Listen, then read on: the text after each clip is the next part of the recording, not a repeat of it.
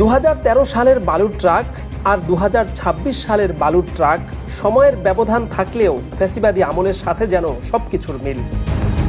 আজকে এনসিপির হবিগঞ্জমুখী পদযাত্রায় যে পদ্ধতিতে ট্রাক রেখে রাস্তা আটকানোর চেষ্টা করা হয়েছে, ঠিক একই পদ্ধতি খালেদা জিয়ার বাসার সামনে প্রয়োগ করেছিল শেখ হাসিনা সরকার। তবে পার্থক্য হচ্ছে, সেদিন বিএনপি সেই বালুর ট্রাক অতিক্রম করে খালেদা জিয়াকে বের করতে না পারলেও আজকে সার্জিস হাসানাতরা ঠিকই ট্রাক সরিয়ে এনসিপিকে হবিগঞ্জে পৌঁছে দিয়েছেন।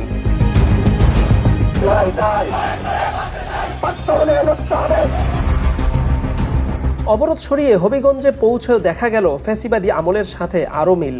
হবিগঞ্জ শহরে যেখানে এনসিপির পূর্ব ঘোষিত সমাবেশ হওয়ার কথা, ঠিক একই জায়গায় সমাবেশ ডেকেছে হবিগঞ্জ পৌর বিএনপি ও জেলা ছাত্রদল, যার উদ্দেশ্যই হচ্ছে একই জায়গায় পাল্টাপাল্টি সমাবেশ ডেকে কর্মসূচি বানচাল করে দেয়া। আওয়ামী লীগের ফ্যাসিবাদী আমলে বিএনপি আহত কর্মসূচিগুলো ঠিক এই পদ্ধতিতেই বানচাল করত আওয়ামী লীগ। যদিও প্রশাসন অজুহাত দিত, সংঘর্ষ এড়ানোর জন্য 144 ধারা জারি করা হয়েছে। উল্লেখ্য, এনসিপি ঘোষিত জুলাই পদযাত্রা কর্মসূচির অংশ হিসাবে হবিগঞ্জ থেকে সুনামগঞ্জ যাওয়ার পথে গতকাল দলটির গাড়িবহরে ভয়াবহ হামলা চালানো হয়, যেখানে সার্জিস আলম সহ দলটির বেশ কিছু নেতাকর্মী আহত হন এবং তাদের গাড়ি ভাঙচুর করা হয়।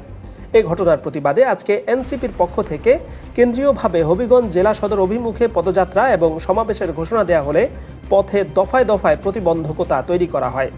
সংবাদ মাধ্যমের বরাত অনুযায়ী পুলিশি ব্যারিকেড, বালুর ট্রাক, সাজানো লাশের অ্যাম্বুলেন্স সহ অন্তত 6টি ধাপে এনসিপিকে প্রতিহত করার চেষ্টা করা হয়েছে।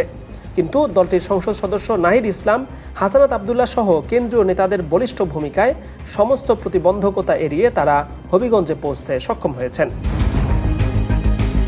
বিশ্লেষকরা বলছেন, একটি গণতান্ত্রিক দলের গণতান্ত্রিক কর্মসূচিতে এই ধরনের প্রতিবন্ধকতা সৃষ্টি করা মূলত ফ্যাসিবাদী আমলের পুরনো কালচার। তবে সেটা অতিক্রম করে আজকে লক্ষ্যমাত্রায় পৌঁছতে পারা এনসিপির জন্য বড় একটি মাইল ফলক হয়ে থাকবে।